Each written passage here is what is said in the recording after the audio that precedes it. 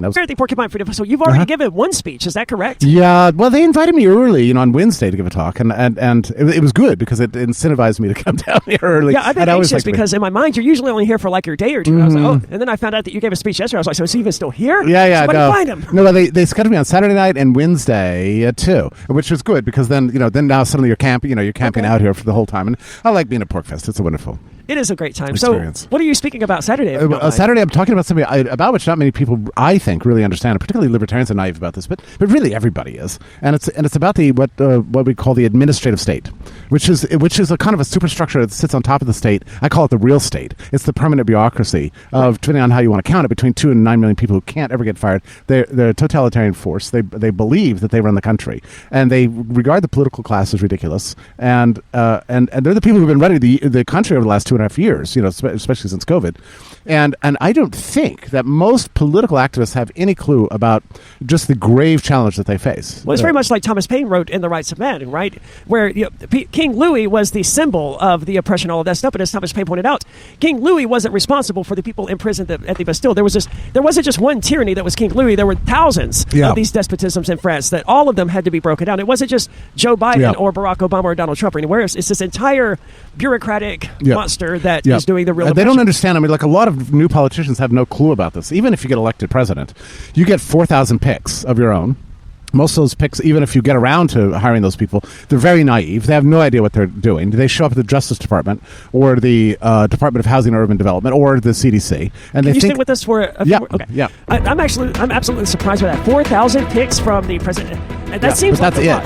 That's all, though. And they're powerless. They're totally powerless. There is more coming up here from the Porcupine Freedom Festival. It is Free Talk Live. Talk Live with Aria Mark, joined by Jeffrey Tucker of the Brownstone Institute, talking about the web that is the administrative state here. And it's surprising to me. I've never really given it much thought. I knew that the president, they appoint people and things like that. I never gave it any thought to wonder how many of these people does a president actually appoint, and what is the impact of these people. Evidently, Jeffrey said it's about 4,000 people, but that's a drop in the bucket compared to the actual administrative state that we have. They show up as the heads of these departments, which is presumably mean they're in charge. But they're not in charge because there's bureaucrats who've been there for 30, 40 years. They pay no attention to the comings and goings of these people. And they either that's really true. I believe it. I've always believed it. No, they put the pictures on the wall and call them, Madam Secretary, Mr. Secretary, whatever, but otherwise pay no attention to the whatever. Because first of all, it takes the guy like 6 months? 6 months just to get the hang of things. And then he's like, wait, why are we spending $5 billion on this nonsense? And, well, this is just the way it is. Well, let's change that. No, we can't do that. Well, if the guy pushes too hard, next thing you know, there's a scandal. Is he either promoted or fired? Yeah, I mean, there's a scandal, right? But so the Washington Post is like, well, there's a what? Scandal. A scandal. Okay. The Washington Post will run an article saying the Secretary of the Interior ordered a fancy bottle of wine last night at taxpayer expense. So whatever the thing is, and they can generate these scandals and distract them from the work. And if the scandal gets bad enough, the guy has to resign. And so there's a strong incentive for these political appointees just to go along with the bureaucracy, or else the bureaucracy kills them. And it's sport. I mean, the permanent administrative state regards it killing political appointees as sport. That's how they treat it. And I remember there was a lot of frustration among the left and a lot of cheering among the right about the appointment of Betsy DeVos, I believe it was, as the Secretary of Education, or something like that. That's a good example. A great example. And there was a lot of fear that the entire school system was going to change or anything like that. But as I understand it, nothing changed. No, nothing. And she couldn't change. It was only because she wanted change. And the next thing you know, the New York Times will run a headline: "Worst Secretary of Education ever." That kind of stuff. And so she was hounded, and her private life, she was doxxed and called stupid, and people are looking through her grades in high school and you name it. They can't find something she's actually done that's illegal or bad or wrong. No, then they just have to retreat cancel to them. She's dumb. Yeah, she's dumb. And so that was the reputation. And so she was, regarded by the permanent bureaucracy as an enemy. And she's a very interesting person. I know her, and she's very smart. And when does it become the Secretary of Education or whatever the exact job title was? Right. While being stupid. No, she's brilliant. But they hounded her out of the job, and she just left all bruised and bloodied and everything. Well, she gave an interview the other day, and God bless her. She said, what really needs to happen to the Department of Education? It needs to be abolished. Yeah. Okay, why does she say that? Because she knows that it cannot be reformed. That's what she tried to do. She tried to reform it, and they killed her. And so now she's like, look, you got to get rid of these departments, which is basically my message on Saturday night. And we've got Republicans coming to office probably in January, in November, and they're all going to be stupid and naive. What they need to understand is that the politicians don't actually run the country. It's the administrative state that runs the country. If the politicians really want to make a difference, they have to first kill that beast. That's got to be the priority. And I don't know how you do it, because the beast traces all the way back to 1883 in my own dating of this whole thing. Tell me about 1883. What happened in this time frame? Because the first thing that I would have thought of was Wilson or a variety of things. So tell me about it. Oh, no. Well, that was the 1881 was the killing, the assassination of Garfield. Okay. And the guy who did that turned out his motivation was that he was promised a job at the administration and he didn't get one, so he shot the president in the torso from behind at a Baltimore train station. Well, so the president kicked the bucket, and his successor was Chester Alan Arthur, who's also a president nobody's ever heard of. And people came to him and said, look, we've got to make some reforms in the law so that somebody won't similarly kill you. He's like, good point. What do you suggest? I agree. What do you suggest? And they're like, well, let's look at this guy's Goutreau, I think his name was. What were his motivations? Well, he was mad he didn't get a job. So the way to fix that is to make federal jobs permanent. So That way once he you couldn't- get a federal job, you'll always be able to keep it. So we can get the politics out of these important role of being the stable state that's immortal, that lives beyond politics, and that way will reduce the incentive to kill the president. So It's that sort of was like- the theory. It's sort of the same reason they want the Supreme Court to be a lifelong appointment. It's Similar. because that way it's supposed to transcend the political landscape. or Yeah, something and maybe like it's that. right in that case, but the thing about creating a permanent civil service is that you've created a separate state that's actually more powerful than the one we elect. And so what happened in 1883 is they passed what was called the Pendleton Act, which created the modern civil service. It was like, okay, you get hired, no president, no legislature can control you, can fire you. Wow. And so that began in 1883. It wasn't so bad at first because it only applied to 10% of the federal workforce. But of course, it got worse after the income tax and World War I, and the Federal Reserve then got created. That's a beast. Certainly. And the IRS. And so it just got and then next thing you know, we had the New Deal, then World War II, then the Great Society, and then Richard Nixon and all of his crap. So. Wow, we wake up now in 2020 and we realize, 2022, those are our masters. Those are, Right. who locked you down? Who closed your churches? Who closed your businesses? It was obviously the administrative state. Who else could it be? Yeah, it wasn't. The politicians never voted for this. Right. And Trump tried to stop it. Ha, ha, ha. They just laughed at him at some point. And I said it on the air multiple times when it was first happening with COVID is that the most American thing in the world is civil disobedience in order to go to church when the government orders you can't. It's Right. about as American as it gets from the very founding. This is a nation of people who, fervently believed in their religious rights. And we acquiesced. And part of the reason we went along is we didn't know who was doing this to us. Because we talked to our politicians, they'd say, I don't know. That's what the CDC says. Well, and Trump was against it, at some point. But he couldn't control. And he said, look, this guy Fauci, I got to fire his ass. And people said, Mr. President, you can't do that. It's like, what are you talking about? He works for me. Well, yeah, he does work for you, but there's laws in this country that you cannot fire these kind of people. Him and 2 to 5 to 10 million others. You have no control over them. He's like, what the hell? I'm the president of the United States. There's no more powerful office, right? Well, there is. Yeah, there's a lot. administrative state. There's millions of more powerful offices than the presidency. And this is what. And Trump did not know this. That's the important thing. He was blindsided. Well, by he that. ran on Drain the Swamp, right? Like he believed, it seems. He didn't have the power to drain the swamp. He Well, never if he could actually drain the believed swamp. that. It's unclear. I don't think Trump's been in the swamp his entire life. I don't believe That's for true, a minute. but let's say he drain wanted it. to. He couldn't do it, and nobody told him that. And so we live in a fake world where the politicians make promises. They say they're going to do this. They're going to say do that. They don't have the power to do shit. Right. Anything.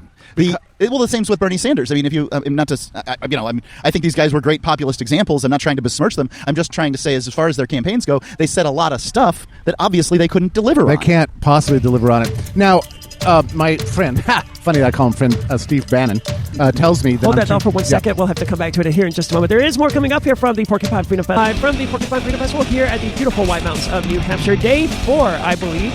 I'm not very good at keeping track of what day it actually is from one day to the next here because time sort of, it doesn't become meaningless, but it does take on a slightly different and less important meaning here at the Porcupine Freedom Festival.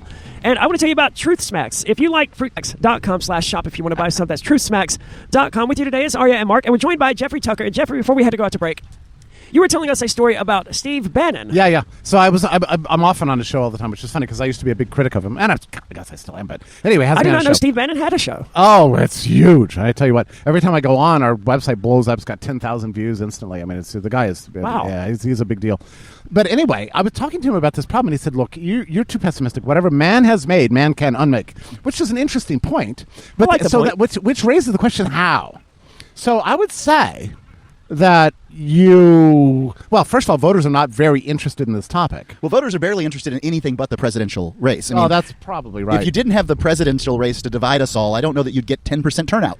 I think that's probably right. But if you're running for Senate and you stand up and say, I'm going to restrain and even abolish the administrative state, people are falling asleep or whatever. But it's probably the most important thing you could ever do.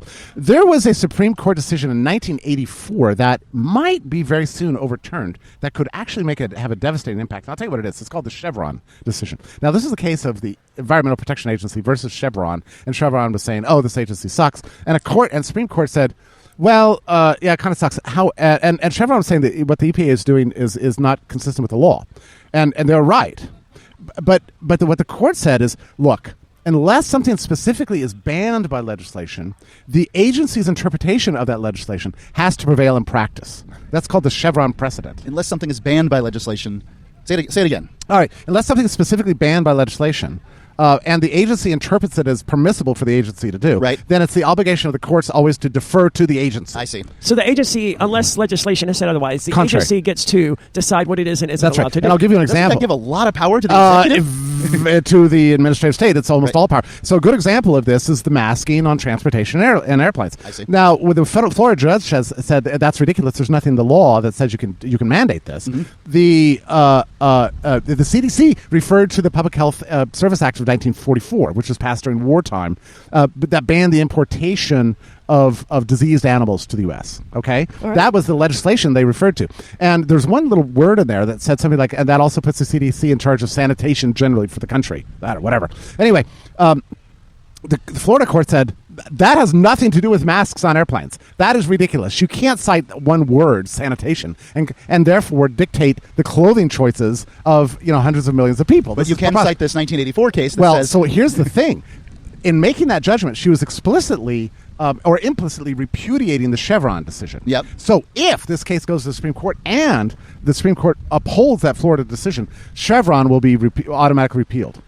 And that would be fantastic. Will be immense. That will dial back the administrative state substantially, which means that federal agencies only have the power to do that which Congress has given them the power to do. Only that, and no more elaborate interpretations. So that's the first step. But ultimately, I think we have to take on the Pendleton Act of 1883. I mean, Tell me about that one. I don't know what that is. That's the one that was passed in light of Garfield's death that created the permanent civil service. I see. What I'm saying is, in a way, what we need to do is bring back the so-called spoils system. So every new president can hire and fire everybody who works for the federal government. Everybody. He's going to hire his cronies and fire the other guys, bad guys. And so that every 4 years we get massive upheaval in employment in the federal agencies. That will defang them. Yeah, it would make them so inefficient. I love it because Yeah. we spend the first few years going, all right, what is this mess I just we got to inherited? take on. So that's my view. We have to basically abolish the civil service and take on the Pendleton Act fundamentally and uproot it and repeal it. That can happen, but it's hard to imagine the circumstances under which it does. Mainly because this is, even though it's in my mind, maybe the most important issue, it's the one that's least interesting to the average person. Sure. It's not a. With drain the swamp was a great. Administration, bureaucracy, these are boring words that cause the average person's eyes to just sort of. Well, Trump had a glaze lot of over. success with drain the swamp, Yeah, right? he had a lot of success But with what it, he did not know is that he couldn't do it. Right. He had no power to do that. But the legislature could. The legislature could do it. They could do it with the right piece of legislation. Maybe the Republicans are mad enough. I don't think they're quite mad enough yet, but maybe we're getting there. You're giving me an idea, though, because I'm currently running for state rep here in New Hampshire. Yeah. And I think, abolish the administrative state will be one of my taglines. Absolutely. It's the most important thing. We need to get it going. Maybe it won't happen for another 10 years or 20 years, but we have to at least understand the problem if we're going to fix it. That's the issue. Sure. Most people have no clue. They think the politicians run the country. They don't. It's the permanent bureaucrats who run the country. We should know that by now. I've sort of seen that with the federal case that I have going on. Yeah. Who's heading up the case is John Farley or John Kennedy. I don't remember the exact name. He's the head U.S. attorney for this district. But the actual prosecutors are these guys who are going to remain there no matter who the head attorney is. They're immortal. Yes. they always stay the same. They're career prosecutors or whatever. It doesn't matter to them who the head prosecutor is because the head prosecutor isn't the one out there doing stuff. He's just these people are so arrogant. And if you've ever known anybody, I used to live in Alexandria, Virginia, and all my neighbors worked for the Department of Labor, the Department of Defense, the Department of this, Department of that. And I'd try to get them to talk about politics. They were hilarious. They're aggressively uninterested. It's part of the ethos. Oh, that clown show. It's like if they asked me, did you go to the circus? I'd be like, nah, I don't go to the circus. That's the way they looked at politics. That's the circus, but they're the government. That's how they think. Well, I think they are. I think that I think they're correct. Yeah, they're I don't think correct. I don't think it's right, and I don't think it's good. Because, and I wouldn't even say that the president cycling people in and cycling people out is necessarily good. I just think it's better, than what we've got. The spoils system, when Andrew Jackson was elected, he fired absolutely every person who worked for the federal government and brought in all of his cronies. That's a better system than what we have now. I would agree. Our present And Jackson system got is something anti- done. He stopped the Second National Bank, which true. no president has achieved anything quite that. Actually- Lincoln killed more Americans than anybody else. That's a pretty high achievement. That's not an achievement, though. That's a black It is- mark. it It's a is if stain you're a on his cruel record. dictator. Okay, yeah, that's true. That's But true. it's a good point about Second National Bank. So in those days, the spoils system allowed fundamental change. I mean, why haven't we seen fundamental change in our lifetimes? This is the reason. There is no change because the state is not. It lives outside the democratic process. I mean, Excellent point. this is contrary to the Constitution. Right. This is not the system we're supposed to have in this country. We have 9 million overlords that are completely protected from public opinion, from the political class, from the legislature, from the courts. It's a dictatorship. So So there are rulers. Repealing this 1883 Act is Yeah. the best way to go Pendleton. about the Pendleton That's it. Act. Thank you so Yep. much. Yeah, it's the way to. As far as I can, my reconstruction of history is that's what we got to deal with. We got to deal with it. I look forward to coming down and hearing you speak Saturday. Of course, Okay. you're welcome to stay with us a bit No, more I if you'd gotta like. head up, but thank you. Yeah, And thank you for being here. Yeah, thank you for being here. You're always welcome to join us. Thank you. There is more coming up here.